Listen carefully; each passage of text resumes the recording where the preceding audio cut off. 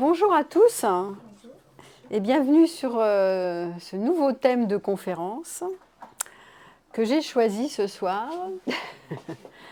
Ce soir, c'est un sujet un peu original qui s'appelle la maîtresse délaissée. Alors pourquoi? Parce que en fait, c'est pas moi, ça m'est pas venu tout seul. C'est une de mes participantes à une formation en ligne que je menais il n'y a pas très longtemps d'ailleurs. Je crois qu'elle était sur Oser être soi avec l'autre. Et son histoire, c'est que c'était une maîtresse délaissée et qu'elle souffrait beaucoup de cette histoire. Mais beaucoup, quand je dis beaucoup, c'est beaucoup. Et donc, elle me dit, mais t'as jamais abordé ce thème? Je dis, bah non, pas spécifiquement. J'ai abordé plein de thèmes un peu annexes, mais pas celui-là. J'ai pas mis le zoom et le focus dessus. Et donc, comme je traite à la fois dans chaque conférence un thème, un angle de vue différent, je me suis dit, tiens, pourquoi pas aborder cette posture particulière qui est la maîtresse délaissée. Donc, la maîtresse, c'est un archétype intemporel d'une femme. Là, je vais zoomer sur le féminin. La maîtresse, c'est une femme. Alors, vous n'aurez pas la réciprocité, vous n'aurez pas le maître délaissé. Ça ne se dit pas d'ailleurs. On n'entend pas le maître délaissé. C'est vrai, c'est complètement anachronique. C'est pas un truc qu'on entend. On entend la maîtresse délaissée. Déjà, on sait que c'est une femme qui a une passion clandestine avec un homme, puis qui se retrouve délaissée, ignorée, dans l'ombre, rejetée. Enfin voilà. Et donc, cette perception, cette posture quand même particulière, je ne sais pas si je me disais, quand elle m'en a parlé, je me disais, mais est-ce que moi j'étais concernée une fois dans ma vie par cette posture? Plus ou moins quand même. C'est souvent quand même des hommes mariés qui compartimentent leur vie et qui ont leur femme d'un côté et leur maîtresse, mais donc c'est clandestin. Donc je me suis dit oui, mais j'ai pu passer dans cette posture-là parce que ça m'intéresse toujours de voir comment moi je l'ai vécu, comment j'en ai fait l'expérience de cette posture, qui n'est pas très confortable, ma foi, qui présente aussi, on verra, hein, il y a aussi des avantages, certains, il faut le dire, mais qui a pas mal aussi de difficultés ou de... Voilà, c'est pas si simple comme... c'est complexe, évidemment, parce que c'est pas une posture officiellement admise de tous. Hein. La maîtresse, c'est pas la compagne. Hein, et donc, au niveau de la perception sociale, la maîtresse, elle oscille entre l'acceptation et le rejet, l'admiration et la stigmatisation, puisque c'est pas tellement inclus dans les mœurs qu'un homme marié est une maîtresse, déjà. Donc la maîtresse, elle n'est pas censée être là dans l'histoire. Mais bon. Néanmoins, les mœurs évoluent vers une plus grande liberté. On le voit à notre époque, il y a des modèles amoureux ouverts. Enfin bon, voilà, depuis mai 68, ça s'ouvre quand même. La libération, les mœurs, le mouvement LGBTQ, le mariage pour tous. Enfin, on voit quand même beaucoup d'évolution des mœurs. Mais la figure de la maîtresse reste marquée par un héritage historique, culturel complexe, et c'est ça que je vais développer. Et ça incarne toujours une forme d'amour interdit, passionnel. Hein, quand on s'imagine être la maîtresse d'un homme marié, on vit beaucoup de passion en général. Enfin, ça va avec la passion, ça ne va pas avec la routine en tout cas.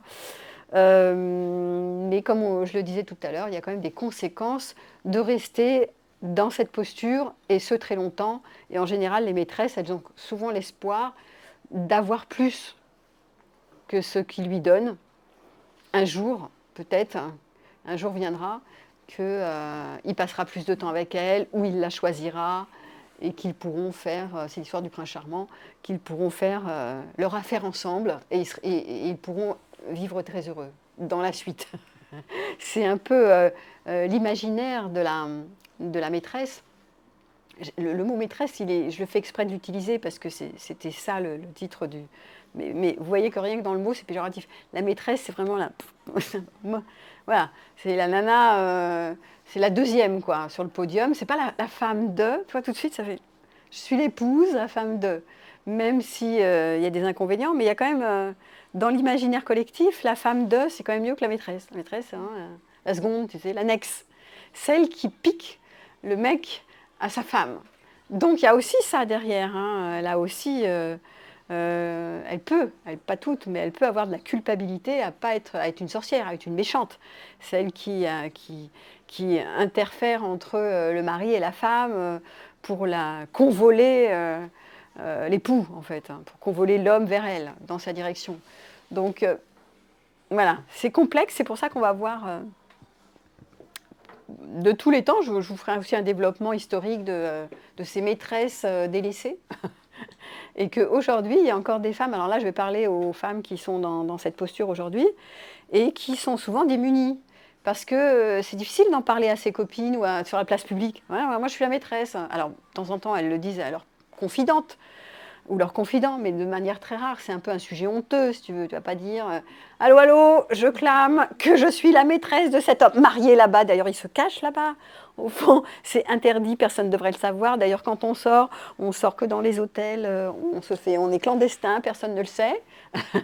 mais donc, je ne clame pas sur la place publique que je suis la maîtresse de cet homme. C'est très très rare, si ce n'est à quelques confidents où je me confie. Mais sinon, ouais, en général, c'est un peu de la culpabilité à dire que je suis sa maîtresse, surtout si ça dure longtemps. Si ça fait juste un coup d'un soir, ça va. Mais si c'est une histoire qui dure depuis quelques années, c'est plus compliqué à l'assumer. On va dire ça comme ça. Bon. Mais il y a de la passion derrière. Et c'est pour ça que l'histoire va être compliquée. Alors, ça a une importance historique. Pourquoi ? Parce qu'à travers les siècles, la maîtresse, elle a toujours occupé une place paradoxale. Elle est admirée. Il y a eu pas mal de femmes, de rois notamment, qui étaient, Madame de Pompadour, entre autres, qui étaient admirées, désirées aussi. C'est des femmes qui étaient quand même... voilà. Parce que si elle charme cet homme marié, c'est qu'elle a de la valeur, c'est qu'elle a de la cote en fait. Hein. Mais elles sont aussi stigmatisées, pointées par le public en fait, hein, et donc vulnérables, puisqu'elles ne sont pas à la bonne place normalement. Elles sont à la place de la voleuse. Dans les cours royales européennes, les favorites des rois hein, jouissaient d'un immense pouvoir, donc Madame de Montespan aussi, Diane de Poitiers, mais leur position restait précaire. Dès qu'elles perdaient la faveur du souverain, elles pouvaient être écartées brutalement, hein, donc il fallait qu'elles restent dans les petits papiers de l'homme. Et l'histoire nous montre que l'amour clandestin était souvent éphémère et soumis aux aléas du pouvoir et de la morale, parce que c'était souvent, au niveau, là c'était des femmes, enfin des compagnes de rois, et c'est vrai que soit il y avait des enjeux politiques qui menaçaient sa place, soit parce que le roi commençait par la dédaigner, ou s'intéressait à une nouvelle, ou, voilà, ou pensait à autre chose. Et donc, sa place était fragile quand même. Donc, se maintenir dans cette posture, mais même de nos jours, c'est pas gagné. Hein, parce que c'est comme si notre place n'est pas due. On n'a pas notre place quand on est une maîtresse. On a la place de la deuxième. Donc, on est toujours en train de chercher sa place. Et en même temps, c'est excitant. Bon, je vous le dis pour la petite histoire, il y a un côté excitant au niveau du désir, de ne pas capter l'homme qui nous échappe parce qu'on n'est pas au premier rang. Voilà. Donc il faut toujours rivaliser, là c'est pour le coup, hein, avec la femme, pour gagner l'attention de ce mec qui est convoité, puisque finalement il a déjà une femme, donc il est convoité. Ça veut dire qu'il a la cote sur le marché de l'amour, puisqu'il est déjà marié. Et donc il se trouve que ça c'est vérifié. Hein. Vous allez dans une soirée, si vous charmez un mec et que lui, il a la cote devant vous avec une autre nana, ça veut dire que sa cote monte. Mais même si c'est le même, hein, qu'il soit célibataire, qu'il n'y a personne autour de lui qui cherche à le convoiter ou il n'a pas de femme, eh ben, sa cote diminue. Voilà. Donc, et oui, quelqu'un qui est convoité, qui a déjà une femme, c'est tout de suite plus intéressant. C'est comme si sa cote monte, sa valeur monte sur le marché de l'amour, et qu'on se dit ah ben ça veut dire que je peux aussi le capter. C'est quelqu'un qui est bien et hein, c'est valable pour les femmes. Et là, je m'adresse spécifiquement à la maîtresse délaissée, donc aux femmes qui convoitent des hommes qui sont déjà pris et qui ont la cote. Ah, voilà. Et ça va jouer aussi, hein, parce que si on imagine une fois peut-être que cet homme marié se démarie, il peut devenir moins intéressant. Parce qu'il n'est plus à capter, alors que quelqu'un qui nous échappe fait monter la tension du désir, je dis souvent, et ça devient passionnel parce que justement on court derrière celui qui nous échappe tout le temps, et qu'on se dit, mais moi, si je l'avais, je serais récompensée, je triompherais, ça serait moi l'unique, la choisie, la première place sur le podium, et tout serait magnifique. Et enfin, voilà, enfin quoi, enfin, pas plus. Donc on est sur des histoires de place en général, et c'est vrai qu'on est dans des histoires de place. C'est souvent des femmes, les maîtresses délaissées sont souvent des femmes qui ont du mal à prendre leur place en général,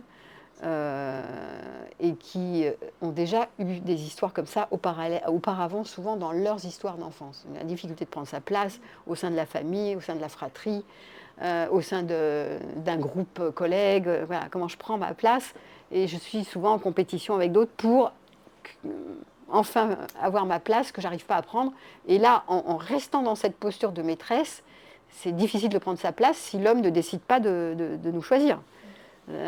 Soit il nous choisit, s'il reste pendant 1 an, 2 ans, 3 ans, 4 ans, 10 ans, et qu'il ne quitte pas sa femme, sauf si ça nous arrange, mais là on n'est plus dans la maîtresse délaissée, on est dans la maîtresse que ça arrange que l'autre soit marié et pas disponible, mais là c'est plus la même situation. Là je parle plutôt de la maîtresse délaissée. Si ça ne nous arrange pas, c'est qu'on va toujours rivaliser avec notre place et toujours passer notre temps à chercher notre place, la première place, place de la chouchou, la favorite. Mais non, mais c'est pas bien. Bon. Voilà. Alors, c'est quand même une problématique sociétale. Pourquoi ? Parce que la société, encore la nôtre, valorise largement la fidélité conjugale, quand même, toujours aujourd'hui, même s'il y a des mœurs qui sont plus ouvertes. Quand même, le contrat d'exclusivité sexuelle en amour fait foi. Et la fidélité, d'ailleurs, on ne sait jamais trop ce que ça veut dire, la fidélité, parce qu'il peut y avoir fidélité, exclusivité sexuelle ou exclusivité sentimentale, émotionnelle. Bon, c'est 2 choses un peu différentes, mais dans le contrat de mariage, ils disent fidélité. Alors fidélité, on ne sait plus trop, mais bon. Voilà. Donc fidélité, ça veut dire que quand on est avec une femme, on est censé lui être fidèle sexuellement et émotionnellement. Voilà. Ça, c'est la cellule couple. Et donc la maîtresse délaissée, elle est souvent perçue avec ambivalence. C'est parfois la victime, puisque elle est avec cet homme qui est marié, et donc, ou qui n'est pas disponible, ce qui va donner les amours impossibles. Mais elle est parfois une victime, la pauvre, elle est malheureuse, elle n'a pas la première place, pourtant elle mérite, mais la pauvre, elle reste dans l'ombre. D'accord ? Alors en plus, on rajoute s'il y a un enfant. S'il y a un enfant dans l'histoire avec cet homme marié, ça rajoute une couche, c'est vraiment la victime. Et donc là, on va projeter au niveau de la représentation sociétale que c'est l'homme qui est un salaud. C'est l'homme marié qui ne devrait pas avoir 2 femmes. Oui, il devrait être fidèle. Donc il n'est pas censé avoir une maîtresse en restant avec les 2 en même temps. Voilà. Donc elle passe pour une femme soit manipulée par un homme qui n'a jamais eu l'intention de quitter son épouse. Souvent c'est ce qu'on se dit, la maîtresse délaissée, c'est, on dit, si c'est ma copine, je vais lui dire, mais tu le savais bien, au début tu avais averti, tu as cru qu'il allait quitter ta femme, enfin tu savais bien qu'il n'allait jamais la quitter en fait. Tu te racontes des histoires. Donc soit c'est vu comme une victime qui va se faire manipuler par un homme mauvais, un homme qui raconte des histoires, qui ment, ou qui n'est pas stable en fait, qui profite des 2, quoi. J'ai ça et ça, tout va bien pour moi. Et on imagine que l'homme est dans une posture confortable, d'ailleurs. C'est complètement faux. Si vous avez enquêté sur des hommes mariés qui ont une femme et une maîtresse, mais c'est hyper inconfortable pour eux. C'est hyper stressant comme truc, parce qu'ils ne savent pas sur quel pied danser, qu'ils sont toujours dans vouloir satisfaire l'une et l'autre, qu'ils sont écartelés. Ils n'y arrivent pas, quoi. Ils n'arrivent pas à un moment donné. Et puis ils hésitent entre est-ce que je reste avec ma femme ou je pars avec ma maîtresse, quand les 2 veulent tirer la couverture à elles. En général, elles ne veulent pas partager, parce que si elles veulent partager le même homme, ça s'appelle le polyamour. Mais ce qui est très à la marge, la plupart des femmes ne veulent pas partager. Le contrat de fidélité fait foi. Elles veulent l'homme en entier. Donc du coup, il y en a toujours une qui tire dans sa direction quand elle le sait, parce que la femme, quand elle ne le sait pas, ça va à peu près, mais le jour où elle l'apprend, ça fout le bordel de ouf. Donc ça marche à peu près, ces histoires, tant que c'est secret. Donc ça marche qu'à un cas, mais la maîtresse se sent quand même souvent délaissée, et elle a soit ses copines lui rappellent alors en lui disant « oui, mais enfin, il va jamais quitter sa femme pour toi », Sauf qu'elle, elle a l'espoir où elle se dit, je passe des moments tellement magiques et magnifiques que c'est pas possible, tôt ou tard, il va se rendre compte que c'est avec moi qu'il passe le meilleur temps et que c'est avec moi qu'on match. Et vous connaissez ces histoires-là, vous avez dû passer par là. C'est avec moi, mais c'est sûr, c'est avec moi, c'est tellement fusionnel. Avec nous, on vit une histoire tellement belle avec sa femme, c'est rien la pâquerette là, il n'y a plus de sexualité, il n'y a plus grand-chose. Ça ne doit pas être terrible. Et d'après ce qu'il dit, en plus, les maîtresses, vous faites un peu allumer parce que quand il y a des bons moments, l'homme il va vous louanger, il ne va pas commencer à dire oui mais avec ma femme, même s'il dit oui avec ma femme, c'est pas ceci, c'est pas cela, c'est pas cela, il ne vous raconte pas tout ce qui est ceci, ceci et cela. Il ne va pas vous faire la vente, vous êtes la maîtresse, donc il ne va pas vous vendre la femme en disant mais avec elle je fais des trucs géniaux, et ça c'est vraiment plus mieux qu'avec toi, et ça c'est extraordinaire, pas du tout. Il va vous dire qu'avec vous c'est... ce qu'il y a de mieux, avec elle c'est beaucoup moins, et avec vous, vous êtes au plafond, quoi. Et donc, d'où le truc de la victime qui se fait manipuler, mais qui croit à son histoire. Voilà. Donc souvent, on la juge comme responsable de sa propre souffrance, puisqu'elle reste dans l'histoire. Elle reste, on n'est pas obligé de rester, hein, puisqu'elle le sait qu'il est marié. Donc personne ne la force, on n'est pas le gun sur... elle dit, tu vas rester, oui. Non, elle reste de son gré. Et donc, elle est victime, mais elle est responsable, puisqu'elle elle connaît les risques, en fait, encourus. Elle le sait depuis le départ. Donc, du coup, cette histoire de maîtresse délaissée, entre je suis responsable, pourquoi je reste, je me sens coupable de rester, je ne devrais pas rester, mais je reste quand même. Et la part qui dit oui mais c'est tellement bien ce qu'on vit et puis c'est exceptionnel, etc. Donc ça crée des questions sur les normes amoureuses, la fidélité, la place des femmes dans les relations extra-conjugales. Et voilà, donc cette figure de la maîtresse délaissée aujourd'hui avec le polyamour, ça connaît des transformations puisque maintenant il y a dans le polyamour il n'y a pas de maîtresse délaissée puisque tout le monde est au courant de tout. Donc tout va bien, la femme... connaît la maîtresse ou sait qu'elle existe. Donc ça s'appelle même plus une maîtresse, parce que maîtresse c'est un peu péjoratif, c'est la seconde, là, celle qui est un peu dans le... Là c'est le métamour, on a changé les termes. Le métamour c'est, par exemple, moi je suis mariée et j'ai ma femme, le métamour c'est la nouvelle personne qui arrive, qui est dans ma vie, dans le champ, en méta, d'accord? Voilà, méta-amour, tu vois, c'est quand même mieux que la maîtresse. On change d'imaginaire, c'est quand même pas mal. Mais bon, voilà, mais en même temps, c'est pas quelque chose qui est plébiscité, c'est pas un modèle qui est plébiscité, donc il y a encore beaucoup de femmes qui sont des maîtresses délaissées et qui en souffrent. Donc elle devrait être beaucoup moins victime sur le papier parce qu'elle sait qu'il est marié. Mais en fait, le cœur a ses raisons que la raison ne connaît pas. Et comme elle est amoureuse, et ben voilà, le bordel, c'est qu'elle ne peut pas s'en passer de cette histoire. Donc elle n'est pas raisonnable, on va dire. Ce n'est pas rationnel, son choix n'est pas rationnel. En général, ça dure. Pourquoi ces histoires durent? Parce qu'elle sait raisonnablement qu'elle n'a aucun intérêt de rester, parce que pendant ce temps-là, elle n'ouvre pas la porte à d'autres. Elle est coincée dans son truc avec un homme marié, qui, elle ne sait pas, point d'interrogation, à quel moment il va la choisir. Et peut-être qu'il ne la choisira jamais, d'accord? Mais... elle entretient cette relation. Il y a eu quand même la femme c'était Mitterrand là, qui avait plusieurs histoires comme ça. Elle a eu une fille à côté. Enfin bon, il y a quand même eu pas mal. Ça a toujours existé ces trucs-là, très compartimentés.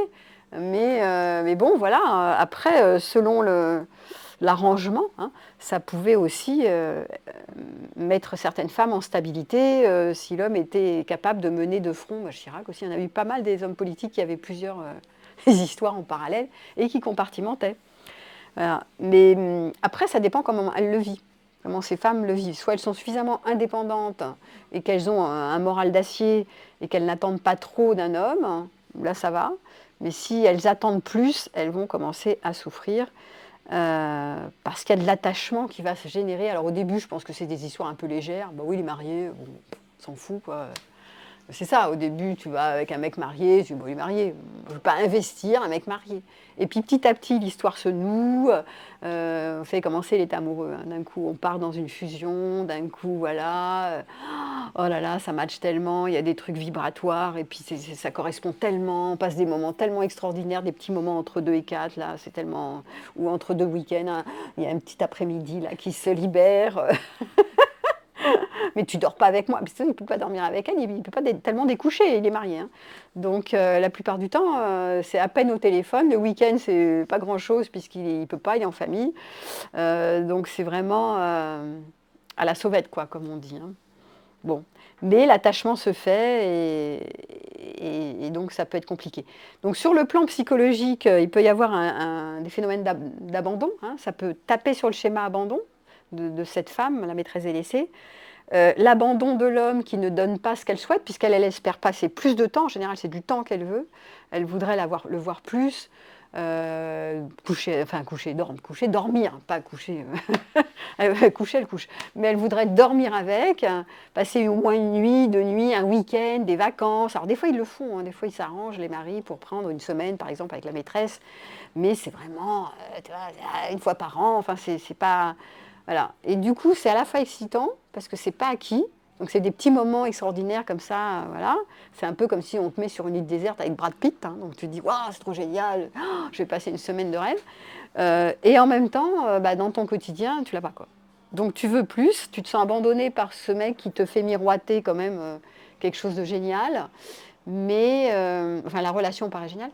Mais en fait, il ne peut pas donner plus de son temps parce qu'il n'est pas disponible dans la réalité.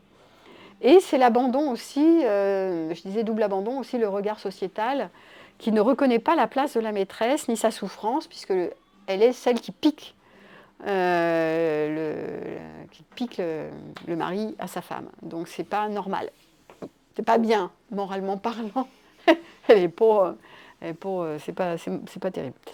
Donc elle, psychologiquement, elle n'est pas à la bonne place. Elle peut avoir un sentiment de trahison, que ce mec lui dit des belles paroles, des mots d'amour, qu'il aurait tellement envie d'être avec elle, etc. Mais que finalement, il peut point. Il veut, mais il ne peut pas. Donc ça lui fait une perte souvent d'estime d'elle-même. Déjà, c'est souvent les personnes qui restent dans des maîtresses comme ça, hein, des hommes qui oscillent entre je vais quitter ma femme et je t'aime, et je vais quitter ma femme et je t'aime. Souvent, elles ont des estimes d'elles-mêmes déjà fragiles à la base. Parce que quand tu as vraiment une estime de toi assez construite, tu te traînasses pas trop là-dedans. Tu dis, bon, mon gars, c'est moi ou c'est elle. Enfin, tu mets une sorte d'ultimatum assez rapidement. Enfin, quand tu vois que tu commences à t'attacher, quoi. Tant que tu t'attaches pas, tout va bien. Quand tu commences à t'attacher, tu dis, oh là là, mais moi, je commence à galérer là-dedans. Donc, je vais lui mettre un ultimatum. Et s'il veut pas, c'est pas grave, je ferme la page. Et je passe à autre chose. Mais celle qui n'arrive pas à fermer la page, si elle s'accroche comme ça désespérément à cet homme tellement merveilleux, etc., souvent c'est qu'elle a une mauvaise estime d'elle-même. Donc ça rajoute une couche. Parce que étant en rivalité, n'étant pas choisie ou pas vraiment choisie, etc., eh ben, ça rajoute une perte d'estime de soi, plus probablement une culpabilité de ne pas être à la hauteur d'être celle qui n'est pas vraiment choisie, même s'il lui fait des louanges. Et puis de culpabilité, comme on l'a vu, de prendre la place. Enfin bon, il y en a qui s'arrangent avec la culpabilité en disant mais non, c'est pas grave, je ne suis pas coupable de sa femme, de toute façon ils se débrouillent, déjà ça allait mal entre eux. Voilà, c'est des autoconvictions, je me convainc que ça allait mal entre eux, donc moi je ne prends pas la place de la méchante. Mais bon, il doit y avoir quand même qui traîne une forme de culpabilité par rapport à l'infidélité, parce qu'on n'aimerait pas être à la place de la femme en fait. Ça doit pas être facile quand même pour une... Attends, si tu veux parler, vas-y.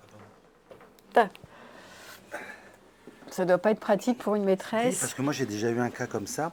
Ça ne doit pas être facile pour la maîtresse de demander à ce que le gars quitte sa femme pour elle. Parce que c'est quand même une sacrée décision à prendre. Ouais. Moi, un jour, une fille m'a dit je quitte mon ami et tu viens vivre avec moi. Et moi, j'ai pas voulu prendre cette responsabilité-là oui. parce que, ben oui, sinon je suis responsable. Oui, tu t'es senti coupable. Ben oui. C'est la culpabilité Oui. de faire du Oui. mal, Oui. même si tu connaissais pas cet homme avec qui son compagnon, Oui, en tant qu'homme, d'homme à homme, tu t'es exactement, senti en oui. fraternité avec cet homme que tu ne connaissais pas et tu te dis, Et surtout, je ne veux je vais pas pas rompre. sentir coupable de cette rupture Ouais, sans c'est ça. savoir si ça va marcher avec moi, quoi. Ouais. C'est quand même une tâche Ouais. difficile à Ouais, encaisser. ouais, ouais, ouais. Oui, ça J'ai, m'est arrivé une fois ça, de tomber sur un mec qui voulait pas. Alors que moi, j'étais partante pour partir avec lui et quitter mon compagnon. Et lui, il a fait comme toi. Il a dit non, non, mais moi, je veux pas arriver en mode je romps votre couple et vous avez des enfants et je veux pas prendre cette responsabilité. C'était la même histoire. exactement. Tu vois, et en Et termes de fraternité, et puis je veux pas me sentir coupable et que si ça marche pas, pareil, voilà. c'est le même Et moi, truc. quand je l'ai connue, elle m'a pas dit qu'elle était avec quelqu'un. Alors que moi, j'ai des copines qui sortent pas avec des hommes mariés, par exemple, parce qu'elles Ouais, ont une estime d'elles-mêmes. bah oui. Moi, je ne serais pas rentré dans cette relation si j'avais su qu'elle était avec quelqu'un. Mais je l'ai su après. Je me suis fait piéger. Oui, ça c'est moyen. Oui, bon, voilà. Mais c'est sûr, je comprends aussi cette posture de pas. C'est une grosse responsabilité. Oui, de se sentir. Alors tout le monde ne le fait pas. Hein, ça, il y a des hommes qui ne vont pas se sentir responsables de briser, parce que en fait, chacun est responsable dans l'histoire. En réalité, cette femme qui veut partir avec toi, dans ton exemple, là, c'était pas la maîtresse délaissée, c'était la femme qui veut briser son couple pour partir avec un nouvel homme. Euh, elle estimait que c'était mieux d'aller avec toi que rester avec lui. Et puis Donc là, c'était elle qui le voyait et comme puis ça. elle a un droit aussi, comme elle a quitté l'autre vis-à-vis de moi, ça lui donne une force supplémentaire. Euh, Pourquoi? Attends, ça lui donne une force eh oui, supplémentaire parce que... par rapport à notre relation, la relation que j'ai avec elle, je lui suis redevable qu'elle ait quitté son copain pour moi. Ah oui, tu te sentais... Ben oui, ça crée des équilibres. Sauf que tu oublies, oui, c'est sûr. Mais là, dans ta vision du monde, tu penses qu'elle n'est pas assez responsable d'elle, quoi. Que quand elle fait un choix, c'est pas un choix très raisonné, Elle ne tu le fait vois. pas pour elle-même, Elle le fait pas pour elle-même, elle le fait soi-disant pour moi, mais moi c'est pas j'aurais... sûr. Je pense qu'elle le fait aussi pour elle. En tout Oui, cas, il y a des peut-être. femmes qui réfléchissent avant de couper leur histoire et qui disent si je coupe et que je pars avec lui, c'est que j'ai vraiment bien réfléchi. Bon, ça dépend qui, quoi, où, quand, comment. Mais c'est important aussi que tu laisses la responsabilité personnelle à chacun, parce que sinon tu arrives en mode oui, mais moi, tu vois, qui es-tu pour penser à la place de cette nana? Enfin, ça, c'était en exagérant. Oui, Mais c'est d'accord. des bonnes questions. C'est intéressant parce que souvent, là, on est sur la posture de la maîtresse délaissée. La maîtresse, elle va quand même se poser cette question en général. Elle va se dire, mais attends, moi, si j'arrive et que je téléphone, par exemple, à la femme en lui disant coucou, j'existe, des fois, il y en a qui le font, hein, qui sont tellement exaspérés, elles finissent par faire allô, coucou, en fait, je suis là, moi. Tu m'oublies pas, mais moi, je suis la maîtresse, coucou. Cet homme est un salaud. Donc, il joue sur plusieurs tableaux. Tu vois, il y en a qui le font pas, mais elles hésitent beaucoup à le faire. Mais c'est normal. Parce que là, elles passent vraiment pour la nana qui dénonce, en fait. Mais il y a de la culpabilité à passer pour la méchante, celle qui rompt, qui brise, qui pique, qui ramène à elle. Alors qu'elle n'est pas censée le faire, quoi. Voilà, merci pour cette intervention. Euh, alors, dans l'histoire, on a cette posture de la figure de la maîtresse délaissée. Dans les figures littéraires, on les a. Avec Anna Karénine, rappelez-vous, de Tolstoï. C'est l'amour interdit qui mène à la tragédie. Je vous rappelle l'histoire, vous vous rappelez d'Anna Karénine, qui est sans doute l'archétype de la maîtresse vraiment délaissée avec un grand D. Elle tombe amoureuse du comte Vronsky alors qu'elle est mariée. Et il y a un beau film là-dessus. Elle quitte tout pour vivre sa passion. Et donc, après, elle se heurte à l'hypocrisie sociale et au rejet de la haute société russe, puisque, bah, voilà, même si elle s'affiche et que lui, il l'affiche, en fait, elle se fait rejeter, puisque c'était quand même la maîtresse, il était marié, ça ne se faisait pas. Et donc, son amant, avec le temps, se lasse et s'éloigne, et elle sombre c'est tragique, dans la jalousie, le désespoir, et elle finit par se suicider sous un train, tellement il la délaisse, alors qu'il l'a quand même choisie dans l'histoire. Parce qu'ils iront avec sa femme pour aller avec elle, mais cet amour est tellement passionnel. Alors là, ça a encore autre chose à voir avec les histoires d'amants et de maîtresses. C'est vraiment parce que c'était trop passionnel, et dans la passion, à un moment donné, on s'étouffe, il y a trop de fusion. C'est un peu les problématiques qu'on va retrouver chez ces femmes dans cette posture-là, qui sont tellement passionnées qu'elles qu'elles en perdent la raison, quoi, qu'elles se perdent là-dedans. Et que de toute façon, même quand elles ont cet homme marié qui se dégage de son mariage pour venir vers elles, elles veulent tellement de la passion que ça devrait continuer en forme passion, que ça ne marche pas ce truc. Et donc du coup, elles sont de toute façon désespérées, parce que dans la réalité, cette passion ne se montre plus telle qu'elle est au début, en fait. Et puis elle dure pas, la passion. Ben, c'est le problème, c'est que ça dure pas.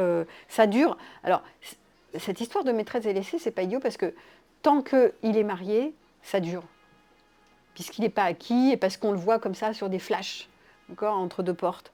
Mais dans le réel, s'il descend dans le réel et qu'on l'a H24, mais imagine, il quitte sa femme et puis vient vivre chez moi et tout. Moi, j'en ai vu plein des cas comme ça. Bah, ça commence à être compliqué. Ça mange pas ses chaussettes. Bah, je sais pas, c'est moins fun, quoi. Attends, je remets le truc parce que je crois que je l'ai enlevé. Ouais, vas-y. Et donc en prenant la place de l'officiel, on a peur qu'effectivement il réitère son comportement et qu'il en choisisse encore une autre. Alors il y a ça, tiens, j'avais pas vu, mais effectivement, tu peux anticiper qu'il l'a fait avec toi, donc il pourrait le recommencer. Donc il y a un problème puisqu'il l'a fait et qu'en plus il mentait, il cachait. Voilà. Donc tu te dis, bon, bah, s'il l'a fait une fois, il peut le faire deux fois. Il y a déjà ça. Et puis pas que. Tu as aussi le fait que quand tu connais pas quelqu'un et que tu commences à le découvrir, à dormir chez toi, vivre chez toi, ou à le voir vraiment normalement, comme n'importe sexy. qui, il est moins sexy. Puis tu vois quand même les endroits où il peut être inflexible, les endroits où il répond pas toujours à tes besoins. Il est comme tout le monde, quoi. Donc c'est moins fun, tu vois. Et là, souvent, il y a des désenchantements qui n'étaient pas prévus au rendez-vous, tant que tu le convoitais et qu'il était accaparé par une autre. Donc, il y a la rivalité, tu vois, pour capter. Et puis, le fait que c'était passionnel, parce qu'il n'y avait que des petits moments à l'échappée qui étaient des moments extraordinaires, en fait. Donc, quand il y a des moments de retrouvailles comme ça, on le sait, on met le paquet, quoi. On se retrouve, c'est les retrouvailles. Donc, on ne se voit pas tout le temps. Donc là, on est à fond, en fait, à deux, hein. C'est magique, en fait. Mais c'est des moments qui ont une durée de vie courte. Enfin, les séquences fusionnelles, voilà, c'est des moments de retrouvailles géniales, mais c'est pas fait pour durer. C'est pas fait pour durer dans le réel, dans un couple normal. Et donc, il y a souvent une déception. Et d'ailleurs, là, bon, voilà, Anna Karenine, c'était ça. Une fois qu'ils se voient tous les jours, on l'avait aussi dans Belle du Seigneur. Là, ils étaient super amants, maîtresses, machin. Puis alors, d'un coup, ils se voient tout le temps. Oh, ils n'en peuvent plus de se voir. Ça tourne au cauchemar, leur histoire. Se termine en tragédie complète. C'est un magnifique livre, une œuvre littéraire d'Albert Cohen, Belle du Seigneur. Mais c'est ça, leur histoire. C'est un cauchemar, en fait. Tellement ils sont en fusion, ils tournent à deux, qu'ils s'adorent, ils se détestent. À la fin, ça se termine, ils ne peuvent plus supporter. Emma Bovary, pareil. Et là, vous vous rappelez, Emma Bovary, c'est un chef-d'œuvre littéraire en 1857 de Flaubert. Là, c'est l'illusion de l'amour romantique. Elle cherche l'évasion à travers des relations adultères parce qu'elle s'ennuie. Tu sais, c'est la petite bourgeoise de l'époque. Sa plan-plan, sa routine. Ça existe aussi de nos jours, hein. Une vie un peu routinière, un peu plan-plan, bon, les enfants, tout ça, hop. Et elle rêve d'un amant qui va la faire sentir vivante, quoi. Donc, elle se prend des amants, la sueur et Rodolphe, et eux finissent par être égoïstes, parce qu'ils veulent juste le bon de ces moments avec elle, mais ils ne veulent pas plus, en fait. Et donc, du coup, ils finissent par l'abandonner et elle se retrouve seule. Elle passe son temps fantasmée. Et Emma Bovary, c'est le fantasme. C'est le fantasme d'un amour idyllique qui n'accède jamais à la réalité. Mais elle imagine qu'avec Rodolphe, par exemple, cet amant, tout serait tellement beau, magique, elle serait tellement bien si elle l'avait à ses côtés tout le temps. Et donc, voilà, donc ils ne sont pas plus intéressés que ça. Et donc, elle finit par se retrouver seule, désespérée, couverte de dettes, et elle met fin à un séjour en s'empoisonnant à l'arsenic. Voilà, désillusion de la passion, cruauté du monde face au rêve romantique. On est typiquement dans Emma Bovary. C'est pour ça que très souvent, on prend cette figure archétypale d'Emma Bovary en disant « Mais tu joues à la Emma Bovary, là, tu nous fais quoi, là, avec tes fantasmes oh, il est beau, de fille à la vanille, c'est tellement bien ce que je vis avec lui, c'est trop bien, j'aimerais tellement qu'il soit tout le temps avec moi, le voir 10 fois plus et tout, ça serait trop bien. » Ouais, voilà, donc c'est resté dans les annales. Et puis la Dame aux camélias aussi, Marguerite Gauthier, donc la Dame aux camélias d'Alexandre Dumas. Et là, c'est je rappelle comme ça, Marguerite qui est courtisane parisienne, qui vit une passion intense avec Armand Duval. Mais le père de ce dernier l'oblige à rompre pour préserver la réputation de son fils. Donc Marguerite s'efface avec dignité, mais cette séparation la conduit à la misère et à une mort précoce.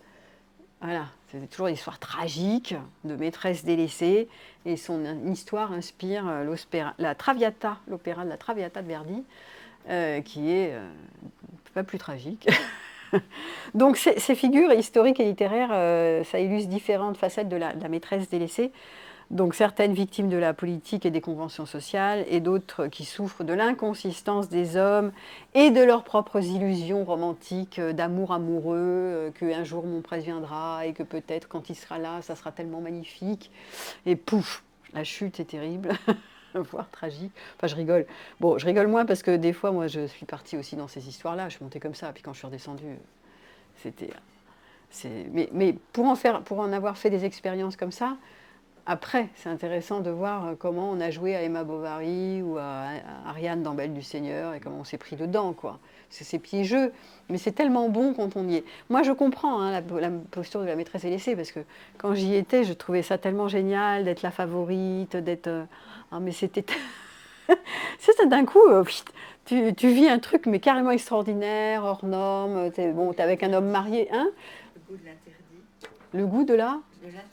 L'interdit, ouais, tu transgresses, c'est pas bien, mais c'est tellement, mais c'est incroyable, et puis on se voit à la sauvette, donc c'est des moments inoubliables, tu vois, c'est pas le réel, quoi. Donc on n'est pas dans une vie plan-plan, dans une vie ordinaire, on s'offre des trucs magiques, et ce qui fait nous sentir très vivants. C'est ça le rôle des amants maîtresses, hein. Et on se sent extrêmement vivant avec ces espaces fusionnels. Et ça, c'est le piège avec tous les shoots dopamine, ocytocine, donc tu montes comme ça, là, t'es shooté. Et après, tu veux y retourner, parce que tu te dis, ça m'extrait de ma vie routinière, ça devrait être tout le temps comme ça, la vie, ça devrait être que ça, hein, on devrait être dans l'intensité tout le temps, voilà. Pour la petite histoire, j'ai eu un couple, je sais pas, je l'ai raconté, je crois, qui est venu, justement, c'était un couple, c'était pas un vrai couple, c'était un couple d'amants. Mais ils se considéraient, ils étaient tous les deux mariés, et ils étaient tous les deux amants depuis 5 ans. Donc ils se considéraient en couple en fait. C'était un deuxième couple, mais un couple secret, puisque les maris et les femmes ne savaient pas. En fait, c'était vraiment, ils étaient là pour le coup en loose day, en sous-marin. Mais ça faisait longtemps que ça durait leur histoire, et donc ils se considéraient vraiment comme un couple, parce qu'ils se voyaient quand même régulièrement, mais c'est elle qui était... elle était vraiment la maîtresse délaissée, elle se sentait hyper en souffrance, à deux doigts, elle avait des conduites dangereuses, elle conduisait trop vite tellement elle se sentait délaissée, c'est-à-dire qu'elle voulait beaucoup plus de temps passé avec lui, et lui, puis il avait son boulot, enfin, je veux dire, il n'a pas que sa femme et sa maîtresse, donc on s'imagine que les mecs, ils ont que ça à foutre. Mais non, ils ont aussi leur métier, je sais pas, leurs activités, la pêche, le machin, je sais pas ce qu'ils ont, d'autres trucs, quoi. Leur passion, je sais pas quoi, lui il bossait énormément, donc bon, il n'y avait pas un temps non plus à lui donner de manière considérable. Mais elle lui faisait des reproches de dingue, parce qu'au début, sur l'histoire, c'était hyper fusionnel, donc quand il passait des moments, c'était les âmes sœurs, quoi. Ça y est, on s'est rencontrés, c'est vraiment ma moitié, et lui aussi, il était aussi là-dedans. C'est elle, c'est incroyable ce qu'on vit, c'est unique, jamais on n'aurait pensé vivre un truc pareil. Donc les deux, pareil. Donc ils se faisaient des louanges tous les deux, en fait. C'est pas c'est plus simple quand il y en a qu'une qui se monte la mayonnaise. Là, ils étaient à deux à partir dans la fusée. Donc du coup, elle y croyait, puisque l'autre, il y croyait aussi. Et par contre, leurs histoires étaient conventionnelles, de mari et femme. C'était, oui, on a fait des mariages raisonnables, quoi. D'accord ? Donc ils étaient contents, c'était confortable, ils auraient petite vie de famille là, petite vie de famille là-bas. Ils ne voulaient pas quitter, hein, c'était parfait. Il y avait la petite vie de famille d'un côté et l'amour romantique, fusionnel, passionnel, sexuel. C'était une bombe, machin, à côté, là. C'était le feu, là. Et là-bas, c'était un peu plan-plan. Bon, mais confortable. Donc ils voulaient garder ces espaces. Mais elle voulait plus. Le problème, c'est si tout aurait été bien, si elle ne voulait pas plus. Mais elle voulait plus. Elle voulait plus de temps avec son amant. Elle n'appelait pas, non, c'est pas mon amant, c'est mon compagnon. Tu vois, bah oui, parce qu'il y avait cette histoire de place. La maîtresse, je vous dis, c'est la place, pas la femme, quoi. Donc elle voulait vraiment être revalorisée, de vraiment mériter sa place, quoi. Elle cherchait à prendre sa place. Hein ? Elle voulait plus d'importance, elle ne se sentait pas assez importante parce qu'il ne lui donnait pas beaucoup de temps. Pas assez selon elle. Alors, il avait quand même acheté un peu comme ils avaient fait Mitterrand. Juste achète une petite maison pour nous, comme ça, nous serons tous les deux dans cette jolie maison, tu vois, mais il n'y était jamais. Parce qu'il n'y avait pas le temps. Donc là, elle râlait, elle pleurait, elle était vraiment en larmes, elle faisait des reproches, des scènes acte 1, scène de acte 2, elle avait fait suicider dans la voiture, mais t'es pas là, mais comment t'aurais dû être là, mais je suis tellement malheureuse, mais tu m'avais dit que, mais tu n'es pas là. Et tout.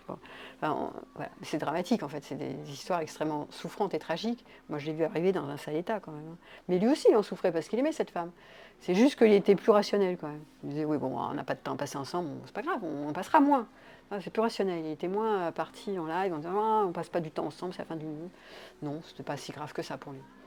Bon, mais elle était moins raisonnable. Et donc pourquoi? Donc la problématique de cette femme, c'est ce que je lui ai dit, elle souffrait de passion, de trop de passion, de vous aimer la passion et du schéma fusion. Elle souffrait de vouloir que de la fusion et d'y rester. C'est comme si c'était normal de rester dans la fusion, accroché en mode intensité comme ça, toute l'année. Non, pas normal du tout. C'est même pas souhaitable du tout. Ça n'a aucun intérêt même de passer beaucoup de temps dans la fusion en mode on est ensemble, on se regarde tous les deux et on n'est qu'en tête à tête. Alors ça, c'est savoureux, mais il faut que ça soit une durée. Parce que sinon, on ne s'ouvre pas au monde. On est complètement fermé sur notre univers en tête à tête, là. Et tu ne vois plus rien de tout ce qui est possible autour de toi. Tu vois rien. Donc, tu connais rien, tu vois rien, tu n'explores rien, tu entends rien, tu connais rien. Tu es comme ça, tu vois. En chewing-gum, voilà. On est deux. Ah, qu'est-ce qu'on s'aime? On est deux. Ah, c'est merveilleux. À deux, c'est merveilleux. Mais tout ce qu'il y a autour, là, rien. Plus rien qui se passe. Donc, ça devient un drame à la fin.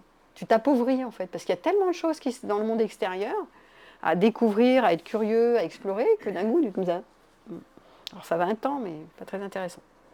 Mais ma foi, quand elle a compris qu'il fallait travailler sur le schéma fusion et que c'était malsain et que c'est pas la peine de mourir pour un homme, parce qu'on est addict à la fusion, peut-être autre chose à faire dans sa vie. Et il nous est demandé de passer de la fusion à l'individuation quand même. Hein. On n'est pas fait pour rester en fusion, sinon tu retournes direct sur le ventre de ta mère et puis tu repars en arrière, quoi. Donc là, quand on avance en âge, on est censé sortir du ventre de maman, quoi. C'est-à-dire s'individuer. Donc avoir plus d'autonomie. Bon, je le dis sans arrêt, mais je le redis ici, on n'est pas censé rester en fusion avec un homme, et ce pour toujours. Voilà. Alors, je reviens sur la maîtresse délaissée et l'histoire. Là, j'étais sur les figures littéraires. Je vous reprends dans l'histoire, à l'Antiquité. La maîtresse délaissée était une figure acceptée et même parfois valorisée. Dans les civilisations antiques, Égypte, Grèce et Rome, les relations extra-conjugales des hommes étaient largement tolérées. Et ça, vous le savez, puisque à cette époque-là, il y avait beaucoup d'homosexualité. Hein, c'était quand même plus valorisé que les histoires d'amants de maîtresse. On s'en foutait un peu. C'était pas tellement le sujet.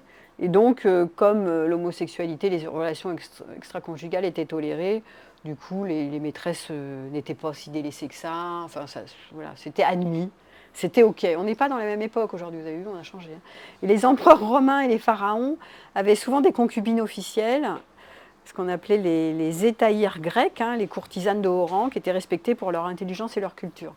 Donc c'est bien de savoir qu'à d'autres époques, quand même, les femmes qui étaient à des rangs de courtisanes ou de femmes concubines en posture extra-conjugale, elles n'étaient pas du tout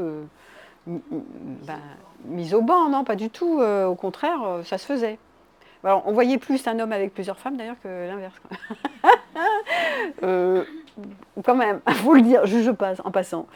On les appelait les courtisanes quand même, toi, mais c'était, tu vois, voilà, on n'aurait pas dit un courtisan, non, une courtisane.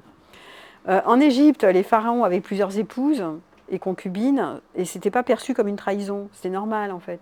Bon, c'était une période un peu polygame, mais c'est vrai, on aurait vécu à cette époque, on se serait pas, on n'aurait pas été des maîtresses délaissées, quoi, on se serait pas pris là-dedans. Et dans la Grèce antique, les hommes mariés fréquentaient souvent des courtisanes éduquées, tandis que le mariage, à cette époque, servait surtout à la reproduction et à la transmission du patrimoine. Donc c'est vrai qu'il n'y avait pas ces postures de maîtresse délaissée. Le mariage, c'était pas un truc convoité, ça donnait pas envie. C'était pas des histoires, voilà. Bon, voilà. Aujourd'hui, le mariage, c'est oh là là, c'est le mariage romantique. Donc nous, on n'en peut plus. Mais à l'époque, Bah, il divorçait pas non plus parce qu'il y avait. D'abord, il mourait plus tôt que nous, hein. Il n'avait pas le temps de rester, de faire des CDD et d'avoir plusieurs histoires les unes derrière les autres. Et puis c'était au service de la reproduction ou transmettre des arrangements, transmission du patrimoine. Donc le mariage n'était pas vu comme un truc génialissime. Donc du coup, il y avait des relations qui se bâtissaient, voilà, on noue une relation, et puis quand c'est fini, on passe à une autre, puis on passe à une autre. Mais il n'y avait pas ces histoires de mariage avec la fidélité, qu'on va s'aimer jusqu'à la fin des temps, et que, voilà. Non. Donc du coup... Attends, tiens, prends la parole. C'est marrant ce que vous dites, parce qu'en fait, vous dites que c'était plus toléré, et quelque part, les enfants qui naissaient de ces unions-là, on les appelait les bâtards. Peut-être pas Non, l'Antiquité, pas cette période-là. non, pas cette période. Je pense que non. c'était plus tard, ça. D'accord. Ça, c'est après. Ok. L'Antiquité, c'était plus grec et romain.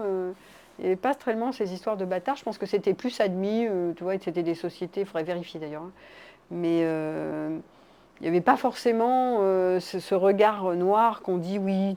Le bâtard, c'est vraiment bâtard. Ah ben oui, c'est le Ben moins oui, que rien. Hein. t'es au banc de la société. Il n'y avait pas ces réputations-là, il n'y avait pas ces stéréotypes-là à l'époque. Le mariage était plutôt vu comme bon, voilà, on se marie, mais ça n'a pas beaucoup de valeur, quoi. Il faut se marier, on se marie parce qu'il faut faire des gosses, c'est des arrangements de patrimoine, mais C'était il y a 12 000 ans, donc ça, les trucs. oui, à l'Antiquité. Les bâtards, c'était quand alors? C'est arrivé quand? Faut regarder, demande à Ouais. ChatGPT. Il te le dira. Le Moyen-Âge avec la mort. Moyen-Âge 600. On y vient au Moyen-Âge. Alors, le Moyen-Âge et la Renaissance, donc là, ça serait intéressant de voir l'histoire de bâtard, mais c'était pas à cette époque, c'est arrivé après. Parce qu'il y avait déjà le mariage. Les bâtards, c'était marié et tu as des histoires extra-conjugales qui sont pas normales, avec des maîtresses, tu vois. Et donc, tu as une mauvaise réputation en tant qu'homme marié. Mais donc, ça veut dire que le mariage avec la fidélité, il y avait déjà, donc moi, à mon avis, on va le voir.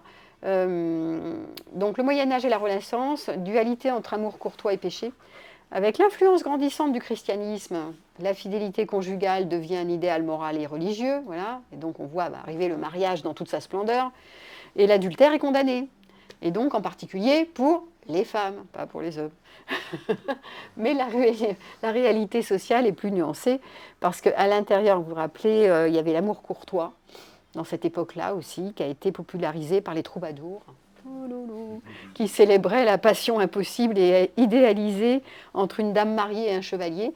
Donc là, il était de bon ton de faire la cour à une femme mariée, mais surtout de ne pas passer à l'acte, de pas être fallait rester un amant non pénétrant, tu vois, fallait juste faire la cour, et ce pendant longtemps. Et là, vous vous rappelez pas les troubadours, c'est tout l'amour courtois, c'est magnifique d'ailleurs. Il y a énormément de romans comme ça qui ont été écrits. C'est un amour interdit en fait, parce qu'on ne passe pas à l'acte. Ce qui est intéressant, c'est de ne pas aboutir à une relation sexuelle qui, une fois est consommée, devient inintéressante. Il faut garder la passion fraîche et neuve en ne commettant pas l'acte de la pénétration. On regarde le bonbon, on le croque pas. Voilà, c'est ça, on regarde le bonbon, on le croque pas, parce que du coup, c'est toujours enflammé, en fait, tu vois. En fait, l'idée, c'était d'avoir du désir et de nourrir le désir, de la passion, sans aboutir, parce qu'on le sait, et ça, Schopenhauer l'a dit, et moi, je trouve ça très juste, c'est une fois que tu consommes, et que tu te maries, et que tu as ce mec que tu convoites, là, dans ton ordinaire, tu commences à t'ennuyer sérieusement, ou à avoir des reproches à lui faire, ou bref, c'est beaucoup moins merveilleux. Donc, du coup, soit tu convoites, et là tu as du désir et de la passion, soit tu l'as, et quand tu l'as, tu t'ennuies. Et donc tu veux autre chose, tu fantasmes sur autre chose. Donc c'était un peu un truc illusoire, et c'est pour ça qu'il s'était organisé à cette époque avec l'amour courtois, en disant au moins là, on est sûr qu'on nourrira que le feu de la passion, parce qu'on n'aura jamais accès à cette femme dans l'ordinaire. Il n'en est pas question. C'est un amour interdit, en fait. On l'a dans Tristan et Iseut, entre autres, etc. Mais c'est vrai que c'est une époque très religieuse en même temps. Et donc, le mariage, c'est une institution, quoi. C'est beaucoup plus à l'époque qu'aujourd'hui. Où là, aujourd'hui, on est dans les monogames, serial monogames. Là, on fait des mariages, et puis après, on fait des pax, et puis après, on fait du compagnonnage, on fait un peu des trucs comme ça. Mais là, le mariage, tu étais censé te marier, voilà, et ce pour la vie, et puis tu ne te trompais pas. Et là, il y avait des histoires de bâtards, je pense. C'était là où vraiment ça ne se faisait pas d'avoir des bâtards en dehors du cercle du mariage. Bon, à la cour des rois, les favorites occupent une place importante. Elles ne sont pas seulement des maîtresses, mais des conseillères et des femmes d'influence, comme Diane de Poitiers, Agnès Sorel, enfin voilà, toutes ces femmes qui avaient du pouvoir en fait. C'est bien aussi de voir qu'à cette époque, ces maîtresses-là, elles étaient glorieuses. Ce n'étaient pas des maîtresses nazes, là, la petite chose, fragile, reniée, qui pique le mec marié. Non, c'était des femmes qui avaient ouais, une posture de pouvoir. Bon, c'était pas mal, je trouve. Mais c'est bien, ça c'est pour les maîtresses qui m'écoutent, c'est bien aussi de récupérer cet archétype de la femme est dans l'ombre, mais souvent elle influence le roi. D'ailleurs, ce sont souvent elles qui maniaient les commandes, mine de rien. Mais comme elles ne pouvaient pas être au premier rang, puisqu'à l'époque il n'y avait pas des femmes présidentes, enfin, il n'y avait pas tant de reines que ça, donc en fait elles étaient influentes par le fait qu'elles étaient dans l'ombre, mais elles étaient la maîtresse qui influençait, mais qui tenait les manettes en fait. Hein. Et c'est intéressant.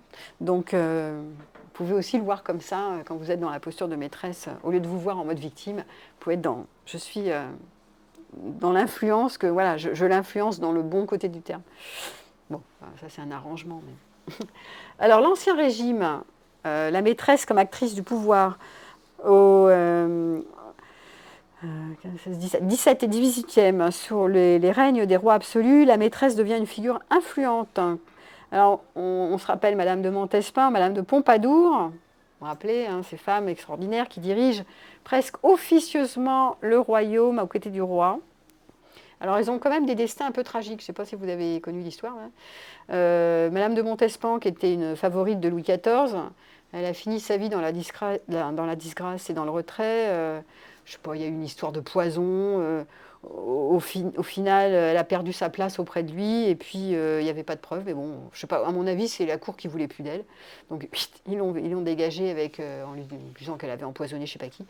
Et au final, elle est partie dans un couvent, exclue, et puis elle meurt dans son éloignement, toute seule dans un couvent. Enfin, bon.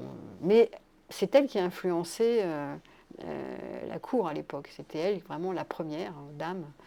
Et c'était une favorite, donc c'était pas sa femme. Et Madame de, bon, donc ça se termine mal. Hein. Et Madame de Pompadour, elle, c'était la favorite de Louis XV. Bon, elle est morte d'une maladie, mais de nouveau, elle a influencé la politique, les arts, la culture. Et puis elle a été atteinte de tuberculose, et puis poum. Mais bon, il était plus attaché à cette femme, le roi. Donc il a quand même, à sa mort, il a dit la marquise n'aura pas beau temps pour ce voyage parce qu'il pleuvait. Mais je pense qu'il voilà, il était attaché quand même à cette femme. Bon, elle est morte assez jeune. Mais l'autre, Madame de Montespan, vraiment, mal terminé pour elle. Elle était, soit tu étais là, tu avais ta place parce qu'il daignait s'occuper de toi, enfin te donner une place, soit bon, terminé. Délaissé, comme on dit. Voilà. Donc la société, et notamment de cour, elles acceptaient ces relations tant qu'elles étaient discrètes et qu'elles ne menaçaient pas l'ordre établi. Mais le jour où ça menaçait l'ordre établi, poum, ces femmes, il fallait qu'elles dégagent en fait. Donc voilà. Et quand elles étaient disgraciées, eh bien, elles étaient reléguées à l'oubli, au mépris. Et elle avait donc un statut précaire, ce qui n'était pas le cas des femmes mariées, puisqu'elles étaient mariées, donc elles n'avaient pas un statut précaire. Donc tu vois, même encore aujourd'hui, on va retrouver ça. Quand tu es la maîtresse, tu as un statut précaire, tu n'as pas le statut de la femme. Donc tu n'es pas en position de force, en fait. Elles avaient des cartes vitales. Ça avait des cartes vitales. Ben non. Alors le 19e, la passion à la stigmatisation. Alors il y a, le 19e, je vous rappelle, c'est la montée de la bourgeoisie. Renforcement des valeurs morales, l'adultère féminin devient un sujet de scandale.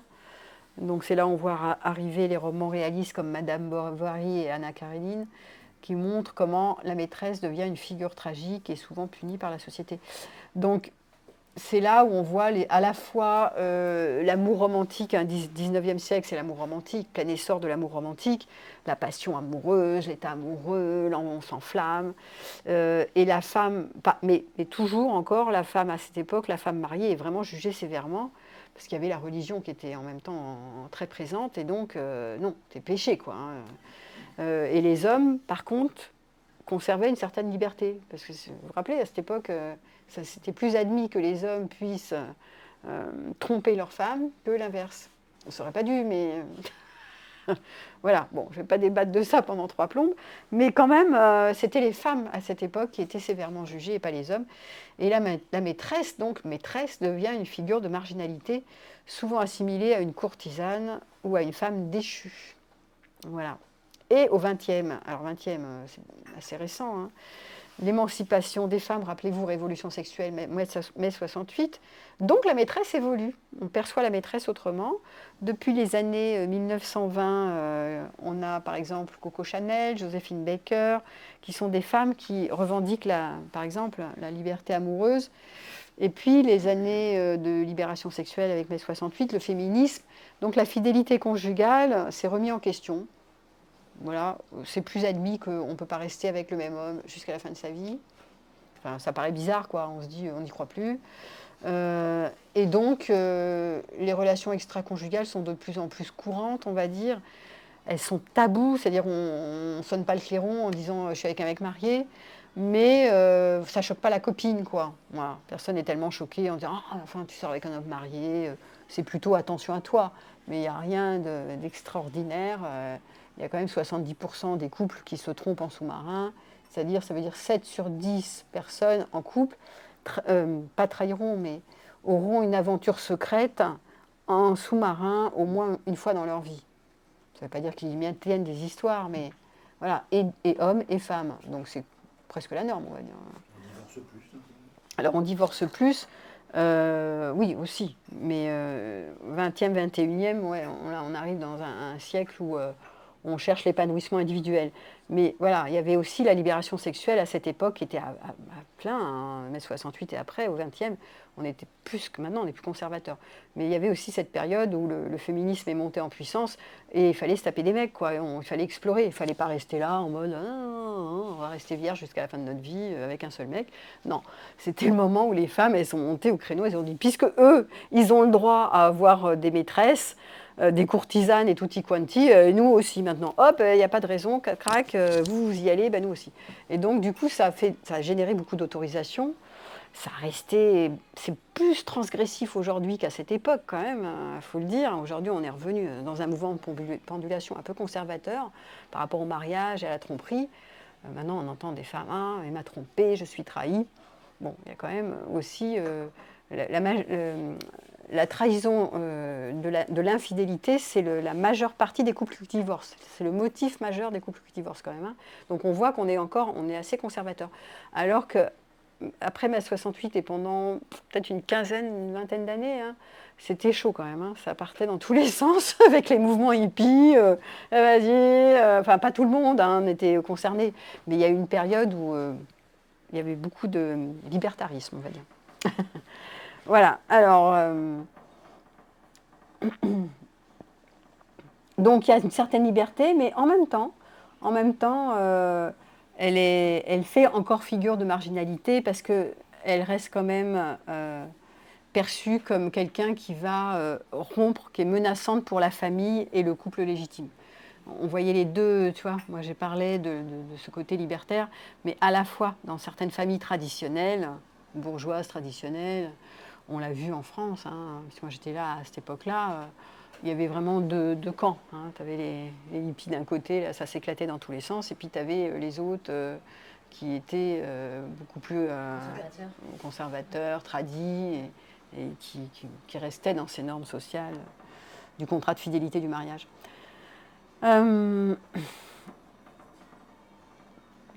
Bon, c'est encore vrai aujourd'hui. Alors aujourd'hui, où en sommes-nous hein. Donc il y a des nouvelles formes de relations, polyamour, couple ouvert, libertinage.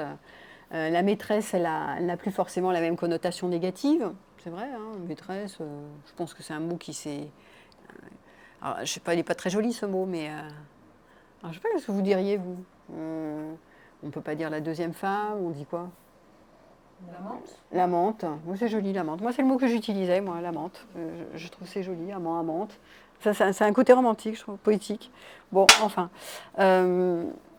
Donc l'exclusivité amoureuse n'est plus une norme absolue. Il y en a qui sont amours-amantes, là. Je le vois dans les publics. Il y a des couples secrets, là, je vois. Pour cette conférence, il est... On veut des noms. On veut des noms. Bon, alors, donc dans certains milieux, c'est vrai que l'exclusivité n'est plus une norme absolue. Pourtant, l'image de la maîtresse reste teintée de mystère et de secret, notamment dans les relations adultères, puisque c'est encore vrai maintenant, puisqu'on voit qu'il y a quand même pas mal de... Quand j'ai dit 7 sur 10, il y a quand même beaucoup de gens qui trompent en sous-marin, donc ça s'appelle des relations adultères. Et il y a quand même encore ce tabou, cette morale de l'histoire qui dit que les femmes mariées doivent rester mariées, les hommes mariés doivent rester mariés, sinon ils n'ont qu'à changer de contrat. Ils n'ont qu'à être dans un contrat non exclusif ou ne pas se marier et être célibataire, et à ce moment-là, c'est plus clair. Hein. Mais c'est comme si on dit, mais s'il est, il est marié, il n'assume pas sa posture d'homme marié, il est déjà pris, quoi. Voilà. Alors, la culture populaire aujourd'hui continue d'alimenter le paradoxe en glorifiant la passion interdite, parce que c'est ça, hein, les histoires d'amants-amantes, c'est des passions interdites, tout en la condamnant moralement. Donc on est sur voilà, une ambiguïté sur à la fois, effectivement, waouh, c'est trop beau leurs histoires, c'est tellement fusionnel, c'est tellement passionnel, oh, t'as de la chance d'être avec, c'est un amour impossible, c'est magnifique. Et à la fois, moralement, c'est pas bien, hein, c'est incorrect, tu piques la femme. On en est encore là. On en est toujours là, voilà. Alors, les raisons de se faire abandonner, parce que c'est quand même ça son lot, ce qui va l'attendre. Donc, si vous êtes une maîtresse et que vous m'écoutez, voilà, vous allez peut-être tôt ou tard vous faire abandonner sur le coin de la route. Et j'ai dit au début que ça tape sur le schéma abandon. C'est pas très sympa comme prévision. Parce qu'au début, ce que j'ai dit, il y a une excitation maximale et puis retour à la réalité avec les défauts et les limites. Et ce qui semblait exceptionnel au départ peut devenir routinier, même pour s'ils sont là, dans mon histoire de couple là, qui était en compagnonnage depuis amant-amante depuis 4 ans, 5 ans, à force de se voir, ça devient aussi, ça peut devenir routinier, puisqu'ils finissent par se voir, je sais pas moi, toutes les semaines, à tel endroit, il lui avait acheté la maison pour elle, etc. Donc ça devient un deuxième couple, en fait, en parallèle. Et c'est ce que vivaient certains, Mitterrand, tout ça, ils ont vécu 2 couples comme ça, en compartimentant, et ça peut devenir une forme de routine aussi. Donc comme on sait que quand il y a de la passion, c'est l'inverse de la routine, voilà, certains hommes peuvent abandonner sur le coin de la route ce deuxième couple, parce que ça devient comme le premier couple au bout d'un certain temps.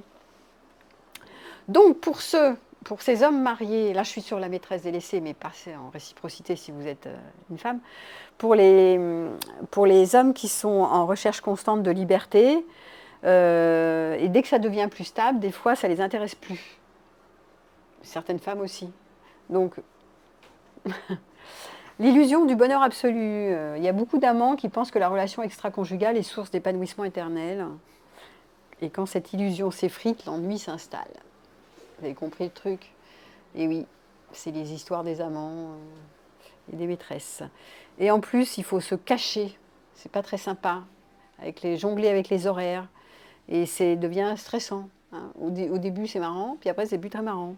À quelle heure? À quelle heure tu m'appelles? À quelle heure on se voit? Quel jour? Ah, là, tu peux pas. Ah, moi, peux pas. Cette fois, j'ai des enfants. Comment je vais faire? Voilà. Donc, au début, c'est fun, et après, c'est astreignant et ça devient stressant. Pour les deux, d'ailleurs, souvent. Il y en a un, si c'est l'homme marié qui trouve ça vraiment stressant, il peut aussi abandonner sa maîtresse parce qu'il y a trop de stress, en fait. Au bout d'un moment, il pète un câble, quoi. Voilà. Et contrairement à ce qu'on croit, une relation extra-conjugale peut devenir prévisible et routinière. Voilà. La culpabilité aussi. Des fois, à force de jouer un double jeu, moi je l'ai vu fréquemment chez des hommes mariés qui avaient des maîtresses au long cours. Au bout d'un moment, certains se disent mais non, je ne me sens pas coupable, mais quand même, parce qu'ils doivent se cacher, etc., mentir, c'est compliqué quand même, hein, ça prend beaucoup d'énergie cette affaire. Puis il ne faut pas se faire avoir, parce qu'aujourd'hui, avec les histoires de téléphone, bien souvent, la femme, elle finit par tomber sur l'histoire. Ah, tu m'as trahi, mon Dieu, il y a une maîtresse dans le secteur. Je soupçonnais, au final, c'était vrai. Donc, Donc eux, ils doivent vraiment, aujourd'hui, à notre époque, beaucoup trouver d'astuces, enfin, je sais pas, d'être vraiment malins pour se cacher, ce qui n'est pas évident. Et du coup, ça peut être hyper stressant aussi, passer son temps à chercher à se cacher. Il peut y avoir une culpabilité vis-à-vis de sa femme de maintenir dans le secret une autre histoire, ou à chercher à cacher. Il ne faut pas qu'elle trouve faut mon téléphone, alors je vais mettre 3 tonnes de code secret, mes mails aussi, donc à force, tu te prends la tête, quoi. Voilà. Et puis, il y a la peur aussi en anticipation que si tu choisis, ça aussi, ça peut être gênant. Si je choisis la maîtresse, je peux faire exploser mon couple. Et s'il y a des enfants, ça peut être stressant pour le mec de dire ah, je vais peut-être pas avancer d'un pas parce que je vais mettre en péril mon histoire avec ma femme, mes enfants, alors que cette construction familiale, c'est prioritaire dans ma vie. J'ai pas envie de tout faire exploser. Et donc, il peut y avoir souvent, hein, c'est ce qui se passe dans les histoires de maîtresses, on voit que tu l'as connu, je fais un pas en avant, mais je fais un pas en arrière parce que, bah voilà, je veux quand même si je te dis que ma femme, c'est plus comme avant, en attendant, il y a quand même, je suis un père de famille et je ne veux pas faire exploser mon couple. Et il y a le confort aussi de la maison qu'on a achetée en commun. Il y a tout ça. Et il y a aussi, ce que vous ne savez pas, c'est l'attachement à cette femme. Parce que mine de rien, il y est quand même attaché. Voilà. Donc, il peut préférer la stabilité à un certain temps, à un moment donné, se dire, mais j'ai quand même plus envie ou besoin de stabilité, il y a trop de stress, que la passion.